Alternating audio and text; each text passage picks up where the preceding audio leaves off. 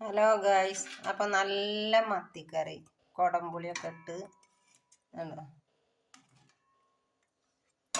കുടംപുളിയൊക്കെ ഇട്ട് വെച്ച് നല്ല മത്തിക്കറി.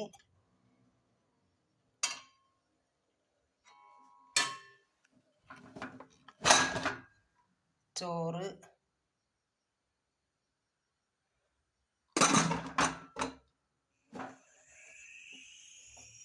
മത്തിക്കറി കൂട്ടിക്കാണുന്നു. ചോറ് വെച്ചാൽ ഒരു 1.5 വെയ്യായിരിക്കും. കണ്ടല്ലേ,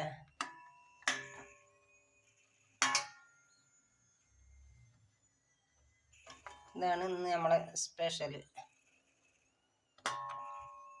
വലിയ മത്തിയാണ്, ഇത് കഷ്ണം വെട്ടിയിട്ടാണ് ഇട്ടിക്കണം. വലിയ മത്തി മീനാണ്, കഷ്ണം വെട്ടിയിട്ടാണ്. അപ്പോൾ ബൈ.